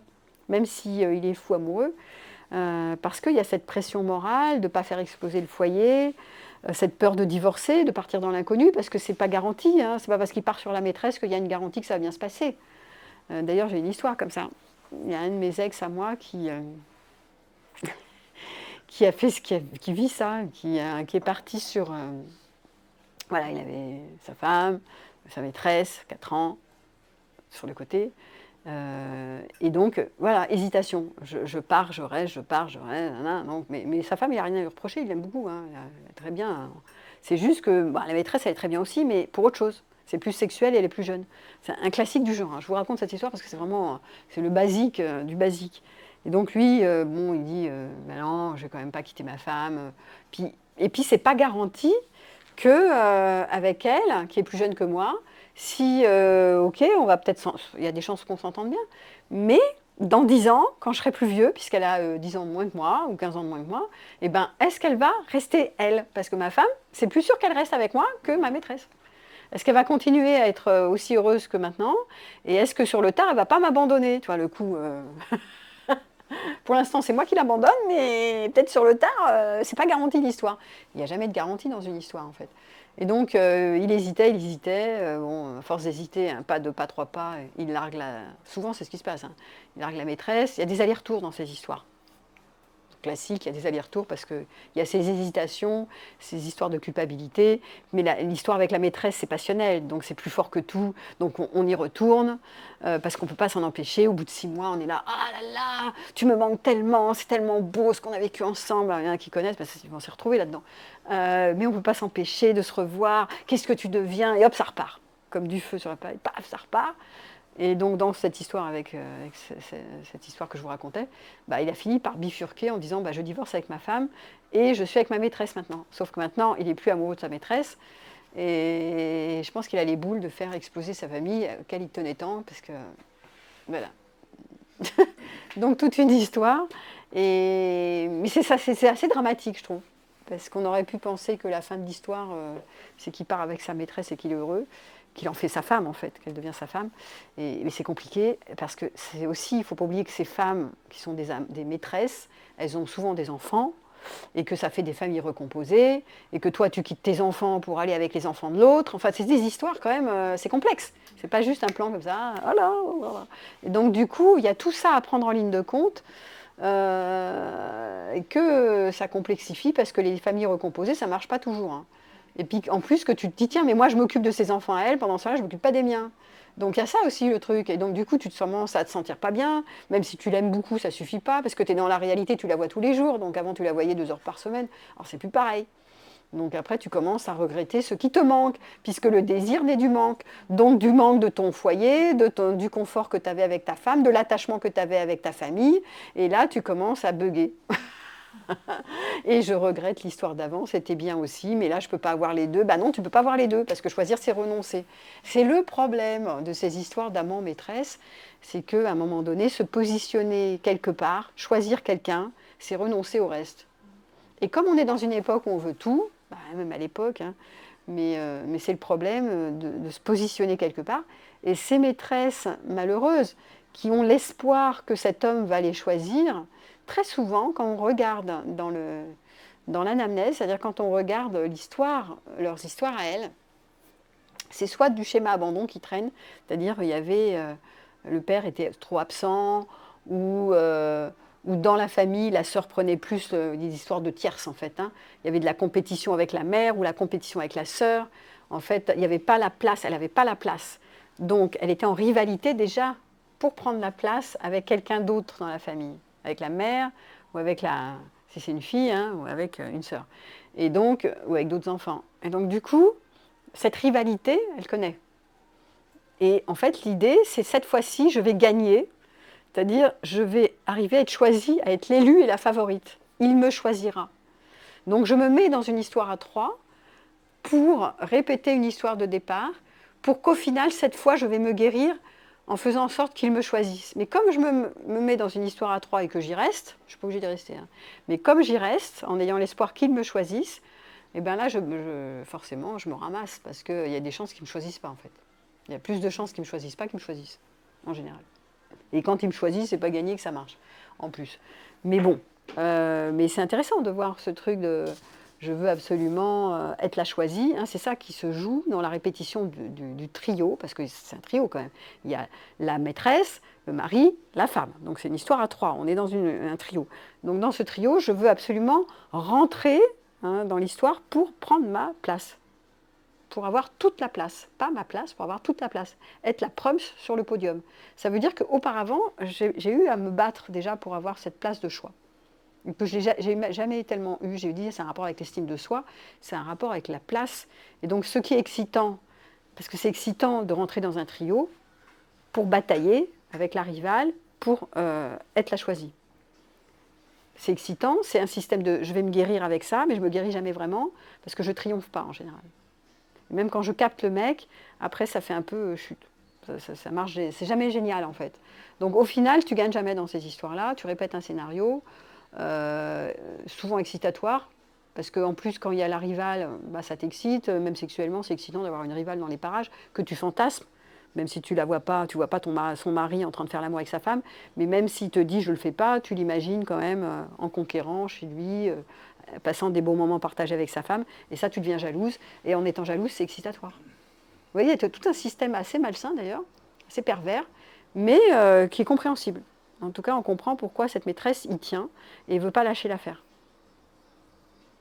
Donc moi, quand j'ai quelqu'un comme ça, déjà, il y a soit le schéma abandon, soit le schéma carence affective, soit le schéma fusion. Souvent le schéma fusion, hein, c'est des personnes qui adorent fusionner en mode passion et qui sont plus amoureuses de la passion qu'amoureuses du mec en fait, parce que le mec, on la colle sur une île déserte avec lui pendant 6 mois, son état amoureux va chuter grandement.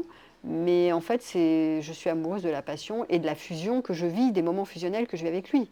Parce que là, quand je fusionne, j'ai l'impression que je ne fais qu'un, que c'est mon âme sœur, que c'est mon prince charmant, que c'est magique, que je suis vivante, qu'il n'y a que ça, tout le reste de ma vie est complètement... C'est sublimé en fait, ma vie est sublimée à ce moment-là, grâce à lui, mais ma vie ordinaire, elle est complètement pourrie quand il n'est pas là. Et quand il n'est pas là, je manque de lui, et donc je rêve, et ben, on le voit, c'est ça, hein, Belle du Seigneur et Ma Bovary, tout ça, elles passent leur temps à fantasmer à donf, elles font que ça toute la journée de fantasmer. Pendant ce temps-là, elles ne sont pas dans leur vie, quoi. Elles passent à côté de leur vie, puisqu'elles fantasment en fait. Elles fantasment d'une illusion, une espèce de truc qui n'existe nulle part, qui quand devient réalité, devient plus pénible qu'autre chose. Mais voilà. Donc, bon, c'est un peu des trucs tragiques. Et en plus, j'ai oublié de dire un truc, mais ah oui, puis ça, c'était le cas dans cette histoire-là. À un moment donné, la maîtresse, elle met la pression pour qu'il s'engage. Elle dit oui, tu ne peux pas t'engager, puis je te quitte, et puis voilà, et puis tu ne me verras plus jamais. Donc maintenant, c'est moi ou c'est elle, etc. Et donc, des fois ça marche, mais des fois ça ne marche pas. Des fois, ça fait fuir, en fait. Plus le mec, plus tu mets la pression à un mec, et plus il se dit, oh là, ça sera toi qui restera sur le... Bon, toi, sera ma femme. Au final, voilà. Donc, c'est pas gagné. C'est quand même difficile de rompre quand on est marié. Parce que justement, dans le mariage, il y a le confort et la sécurité, et on aspire à la sécurité quand même grandement. Le mariage, c'est quand même un engagement officiel, hein, on signe chez le maire, donc ça a quand même une valeur statutaire quand même, c'est pas n'importe quoi. Donc en général, vous allez vous marier pour le meilleur et pour le pire, mais vous officialisez quelque chose, il y a un contrat quand même derrière, vous ne faites pas comme ça, je me suis mariée, c'est pas grave, j'ai ma maîtresse. Hein? Il y a un engagement, ouais. Tu sais que tu es engagé, donc tu as du mal à briser les liens du mariage parce qu'il y a cet engagement que tu as donné à cette personne, et de toi à toi, tu t'es engagé. Donc si tu as un profil fiable, en fait, si tu es loyal, tu te veux fiable dans ton image de marque, c'est difficile de rompre parce que tu dis, je suis un homme engagé, je suis responsable, j'ai dit ah oui à cette femme, j'ai fait des enfants avec elle, j'ai construit une maison, etc. Je ne veux pas rester que pour la confort et la sécurité, mais moi je suis quelqu'un de fiable quand même, je suis responsable, je ne suis pas comme ça, j'ai une maîtresse, je me barre avec la maîtresse. Bon. Donc il y a ça qui rentre en ligne de compte, donc c'est bien que souvent les maîtresses elles s'en rendent compte, mais elles ne se rendent pas compte à quel point ça peut être important pour un homme de choisir l'engagement, la sécurité, la vie commune, même l'aspect financier, d'entretenir aussi la femme et les enfants, enfin d'apporter tout ça, quoi, de pourvoir à ce premier mariage tout ce qu'il se sent tenu de faire. Voilà, puis de quitter tu vois, de quitter comme ça brutalement en mode ça fait vilain personnage, quoi. Ça fait le mec qui tient pas ses engagements et qui part pour une autre. Bon, ça se fait, hein, mais c'est vrai que en termes d'honneur pour les hommes, c'est pas très chic sur le CV de faire ça, partir à la sauvette comme ça. Je peux pas m'en empêcher. Puis après, il y a le coût du divorce, hein, les séparations complexes, les pensions alimentaires, le partage des biens, l'aspect financier, voilà. Bon. Donc tout ça, ça dissuade des fois de partir. Il peut y avoir aussi le fait de voir que sa femme, auquel on tient aussi, à qui on n'a rien à reprocher, elle va être blessée, ça va vraiment lui faire du mal, qu'elle ne va pas s'en remettre aussi, tu vois, qu'elle va couler, elle va se faire une dépression, elle va partir en cacahuète, elle ne s'y attend pas. Donc il y a aussi des hommes qui ont du mal, même s'ils aiment leur maîtresse, à vraiment s'installer avec leur maîtresse. Des fois, ils s'y installent et ils retournent en arrière parce qu'ils voient que leur femme, elle s'écroule en fait. Et donc, ils se sentent responsables de faire du mal à cette femme qu'ils aiment aussi. Et donc, on voit des histoires comme ça. Je suis avec ma maîtresse, mais ma femme, je ne veux pas la laisser. Moi, j'en ai eu plein d'histoires comme ça, des consultations comme ça. J'en ai plein, mais je ne veux pas laisser ma femme parce qu'elle est vraiment... Et je l'aime beaucoup, et je la pose, je la vois, mais comment je peux faire? Je suis tiraillée. Alors, quand je vous dis que ce n'est pas une posture confortable pour l'homme, ce n'est pas du tout une posture confortable. Il est tiraillé entre la femme, la maîtresse. Là, il ne veut rien lâcher ici, il ne veut rien lâcher là-bas. Alors là, il fait le grand écart comme ça. Il dit mon cœur est ici, mais mon cœur est là-bas, et ma famille est là, et j'aime tout le monde, voilà. Alors, mis à part le polyamour où tout le monde est content de tout partager, sinon, ça ne marche pas. Si elles ne sont pas consentantes, si elles ne veulent pas partager le gâteau, c'est mort. Même pas en rêve. Donc tout le monde veut dans la direction, et ça fonctionne très mal en fait. Donc c'est des situations extrêmement souffrantes pour tout le monde qui ne doivent pas durer. À un moment donné, il faut qu'il y en ait un qui se positionne.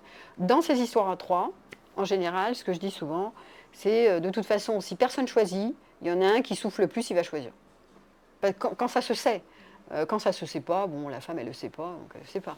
Mais le jour où ça se... Bon, elle ne souffre pas, elle ne le sait pas. Mais le jour où elle le sait, en général, elle finit par le savoir. Ça ne peut pas durer une éternité, il y a trop de souffrance partout. Donc ça oblige l'un des trois à se positionner en mode je fais un choix. Soit j'arrête, c'est moi qui arrête, soit c'est toi qui arrête, soit c'est la maîtresse qui arrête, il y en a un qui arrête, quoi. Parce que c'est pas possible de rester sur les trois pendant un an, c'est hyper galère. Moi je l'ai vécu comme ça, c'est d'un compliqué, tu passes ton temps là-dessus. Hein. Alors, il y a qui joue, est-ce que c'est possible, mais il y a l'autre, et tati, oh là là, mais c'est un truc. Tu te prends la tête quand même. Hein. Donc, faut avoir de l'énergie, voilà. Et de toute façon, c'est irrésolu parce que personne ne veut céder, puisque tout le monde veut être la preuve. À un moment donné, il ne peut pas être partout.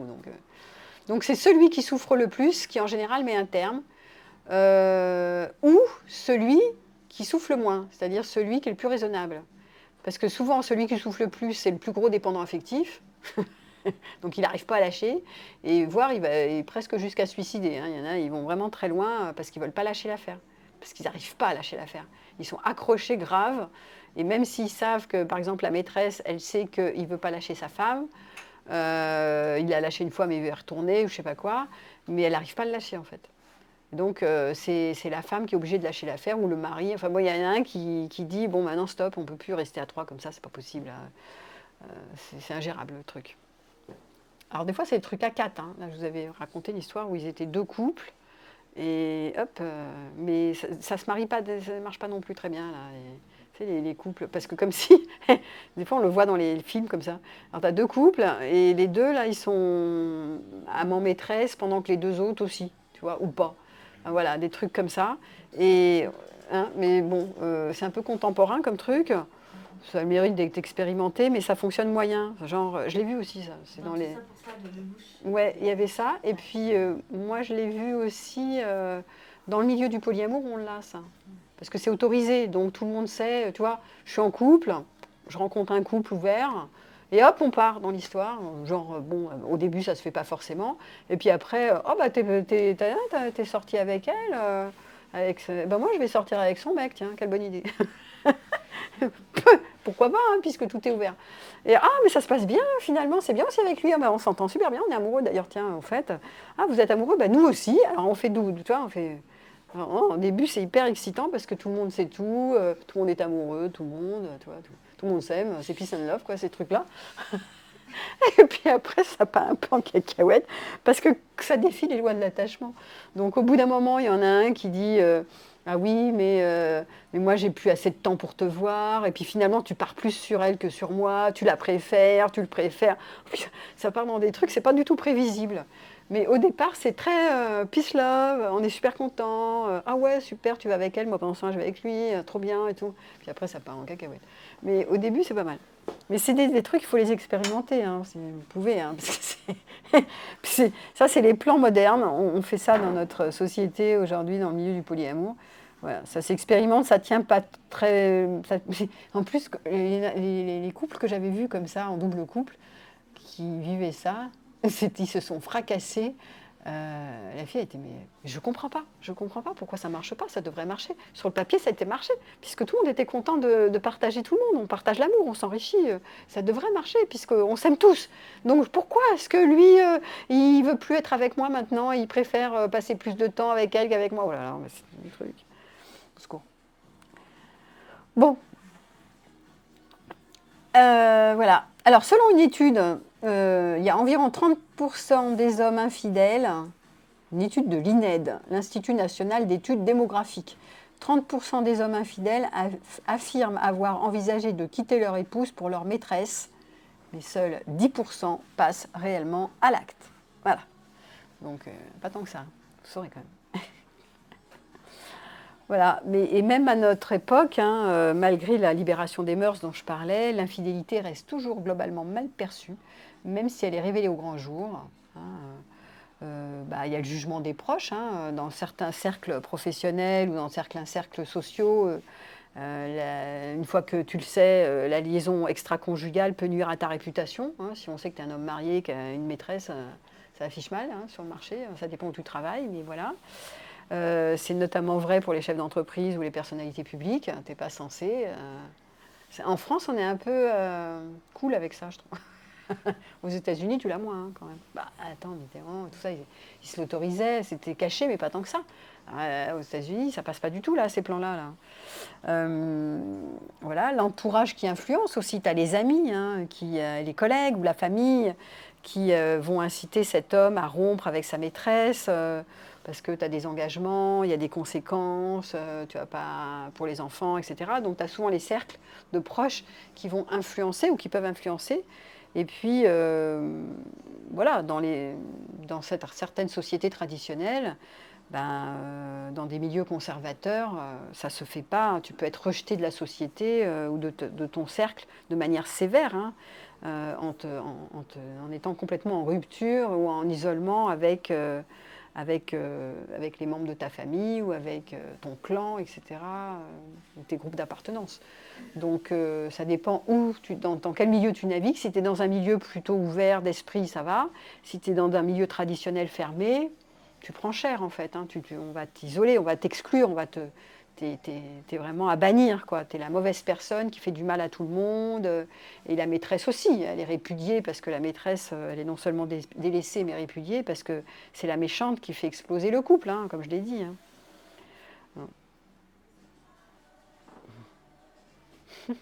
Après aussi, j'avais marqué un truc sur le vieillissement et la peur du temps qui passe. Ces hommes qui recherchent une relation extra-conjugale, parfois c'est pour se prouver qu'ils sont encore séduisants. Hein. Mais avec le temps, ben, voilà, ils en ont peut-être marre de la séduire. Et puis une fois qu'elle est séduite, puisqu'elle est à ses pieds. Et puis un amant vieillissant peut finir par privilégier son foyer plutôt que, tu vois, ce qu'on avait vu, plutôt que de se retrouver seul avec sa maîtresse plus jeune et qui finalement va finir par la lâcher. Et aussi à savoir qu'en vieillissant, le mec, il peut avoir une baisse du désir sexuel. Donc, il peut se recentrer sur son couple plutôt que de toujours ensemencer sa maîtresse. Voilà. Donc ça existe, hein, c'est pas faux. Après 10 ans, il y avait un témoignage comme ça d'une de mes patientes. Après 10 ans de relations secrètes, mon amant a commencé à changer. À 60 ans, il m'a dit qu'il voulait vieillir en paix avec sa femme. J'ai réalisé que j'avais tout misé sur cet homme qui voulait plus du même futur que moi. Voilà. Mais il y en a qui restent longtemps avec des hommes mariés. Des fois, ça les arrange parce qu'elles n'ont pas envie. Ce sont des femmes souvent blessées aussi, qui ont peur de s'engager pleinement avec un homme et qui se disent, bon, moi, je l'ai à moitié temps ou je le vois peu, mais au moins, comme ça, j'ai toute ma vie. C'est quelqu'un qui ne va pas m'envahir. Ah bah ça, pour ne pas t'envahir, il ne t'envahit pas, puisque tu le vois quasiment jamais. Donc, c'est sûr. Mais à force d'être là-dedans, ce système, finalement, tu n'as pas non plus de stabilité. Parce que même toi, en vieillissant en tant que femme, c'est pas mal d'avoir un peu plus de stabilité que du tournus tout le temps ou personne chez toi, tu vois, avec toi. Donc, c'est parfois pas forcément une bonne option de se dire oui, mais bon, moi, ça m'arrange. De toute façon, il est marié, du coup, j'ai plein de temps pour moi. Et puis, de toute façon, tout va bien pour moi. Voilà. Il y a des exemples un peu tragiques où finalement, c'est pas terrible. Donc, la souffrance, quand même, elle peut être assez grande chez ces maîtresses délaissées. Souvent, relation secrète, elle peut se sentir isolée, ou elle se retrouve seule avec ça, elle ne peut pas tellement en parler. Il n'y a pas le soutien de son entourage, pas tellement le soutien de son entourage. Il y a peu de personnes qui étaient au courant de la relation. Et puis, d'un coup, il est présent, puis ça dure 1 an, 2 ans, 3 ans, 10 ans, puis d'un coup, il n'est plus là. Donc, il y a un sentiment de vide aussi. C'était passionnel. Donc, je vous rappelle que plus c'est passionnel, plus il y a un sentiment de vide qui apparaît derrière. Et donc, sensation d'injustice, quoi. Il était avec moi, il me faisait là, puis maintenant, plus personne. Donc, c'est injuste, il a préféré sa femme. Voilà. Donc tu peux te sentir rejeté, c'est ça qui est souffrant. Tu peux te sentir trahi, tu peux te sentir instrumentalisé, manipulé. Donc ça va affecter ton estime de toi. Ensuite, moi j'en vois des comme ça qui peuvent aggraver leur méfiance vers les hommes. Tous les hommes sont des salauds. La preuve, celui-là, il a préféré sa femme. Il m'a fait espérer le machin. Et donc les hommes sont comme ça. Je le savais. Déjà, mon père était comme ça. Il était infidèle. Encore un autre. Et encore tous les hommes, machin. Donc on voit des histoires comme ça qui se succèdent. Mais qui ne sont pas surprenantes parce que déjà, dans l'histoire familiale, on voyait déjà se pointer des papas infidèles, des grands-pères infidèles, enfin des trucs un peu bizarres, quoi. Pas bizarres pour dont la petite a été témoin. Moi, j'en avais une hier en patientèle et je lui ai dit, écoute, tu as fait l'alliance avec ta mère, parce que ton père était infidèle, il est parti pour une autre, et tu as fait l'alliance avec ta mère qui s'est retrouvée victime, en fait, qui a passé son temps à dire qu'elle était victime de cet homme-là, qui avait fui, en fait, le couple, parce qu'il il est parti avec la maîtresse, mais tu n'as jamais eu le son de cloche de ton père. Donc tu es resté avec l'idée que les hommes sont potentiellement des infidèles et qui te mentent, et la preuve, tu les canardes dès qu'ils te mentent.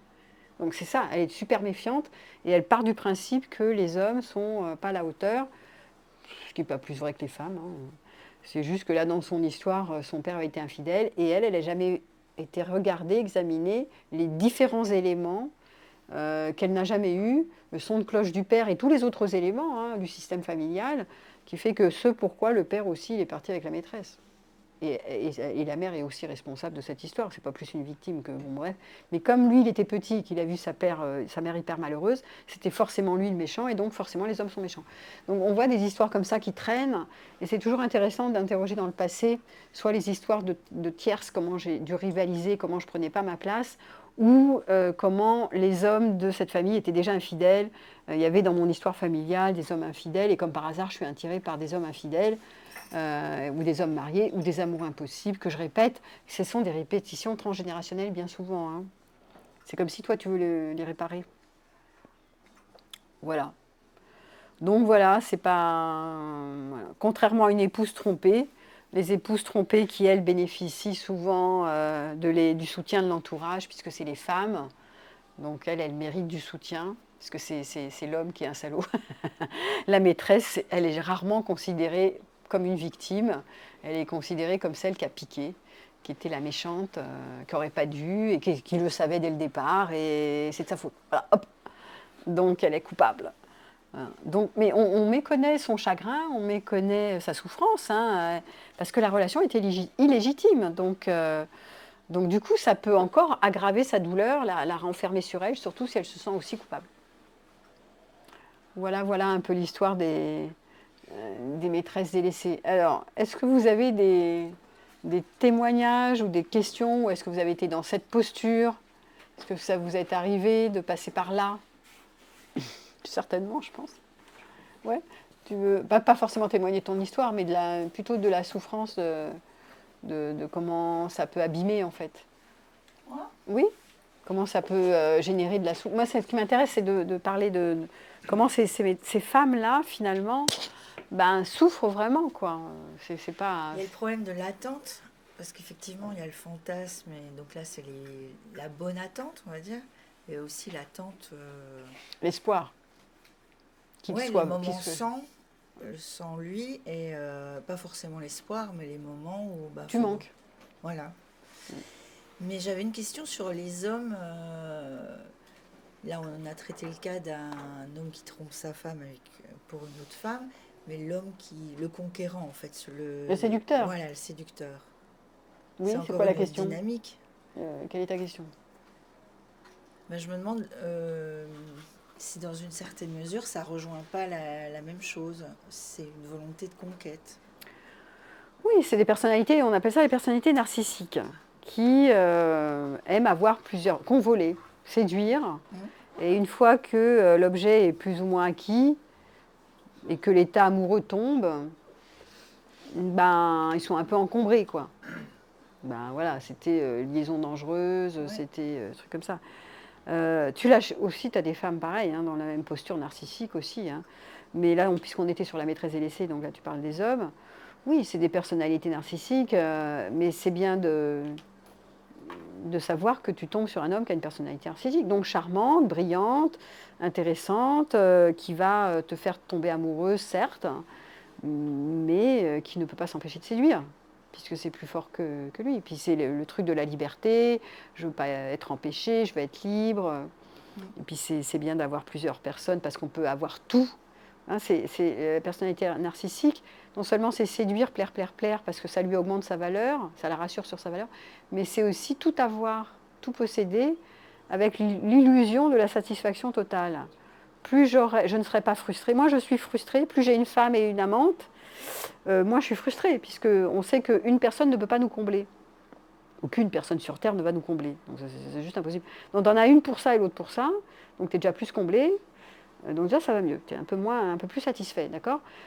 Sauf que on a vu la complexité du modèle, d'avoir la maîtresse, machin. Enfin, elle souffre. Et après, elle te fait chier, la maîtresse, parce qu'elle n'est jamais contente, en fait. Elle est insatisfaite, elle veut plus, elle veut plus, elle veut plus, elle espère. Donc, elle te met la pression. Donc, toi, tu es là. Mais bon. Donc, finalement, tu es stressé. Donc, finalement, c'est pas cool. Donc, du coup, c'est difficile. Tu vois, même pour lui, j'ai dit c'est inconfortable.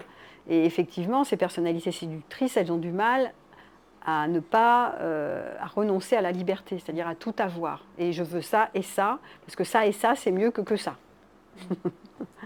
Parce qu'évidemment, c'est complémentaire. Souvent, il y a la sexualité extraordinaire là, et là, c'est un peu bof-bof. C'est de l'attachement aussi.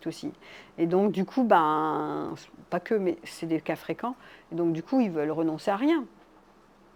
Bon, Ouais, ce donc ils qu'on peut prennent. comprendre, hein, on peut comprendre la logique, mais en même temps, ne voulant renoncer à rien et voulant tout, voilà, bon, toujours pareil, tout vouloir, tout avoir, illusion de la satisfaction totale. On est quand même dans une époque comme ça. On est dans une époque où, qui est la société de consommation capitaliste, où on nous fait croire qu'on pourrait tout avoir, tout posséder, tout expérimenter, ne rien rater. Et donc les personnalités narcissiques font foison, enfin il y en a énormément, parce que justement il y a une incitation à ne pas être frustré en fait. Et que ce serait dommage. On pourrait ne pas s'épanouir en ayant ça et ça. Pourquoi on n'aurait pas essayé ça, puisqu'on est libre, nous sommes libres, tu vois, avec ce truc de la liberté, et je suis l'auteur de ma vie, je suis responsable de tout avoir. Si je me débrouille bien, je peux tout avoir, si je veux, je peux. Ça, c'est vraiment le modèle sociétal d'aujourd'hui, si je veux, je peux. Donc, je vois pas pourquoi je pourrais pas avoir ça et ça. Sauf qu'en face, ça fait souffrir un tel et un tel, voire même moi, au passage, mais c'est pas grave. Mais tu vois, il y a aussi, pas que la personnalité narcissique, il y a aussi toutes ces normes sociales aujourd'hui qui indiquent le chemin de la liberté, de pouvoir être satisfait totalement, de ne pas rater sa vie, passer à côté de sa vie, tu vois, de s'amuser, de s'éclater, voilà, de ne pas être pauvre en fait. Faut pas s'appauvrir, il faut s'enrichir. Oui, Donc du c'est ça. coup, c'est classique, on entend ça tout le temps. On nous bassine avec ça partout, tout le temps, toute la semaine, toute l'année. Vous allez dans les magasins, ouais, je sais pas, il y a tellement milliers de produits, vous allez sur le site de rencontre, il y a de l'abondance, choisissez ça et ça et ça et ça. Alors tu sais plus quoi choisir, tu choisis plus rien finalement. Ou t'en choisis un, puis tu dis merde, j'ai raté celui d'à côté. Enfin bon, c'est tout le temps comme ça. Donc finalement, à tout vouloir, on perd tout parce qu'on ne peut pas se positionner quelque part, donc ça crée des conflits internes.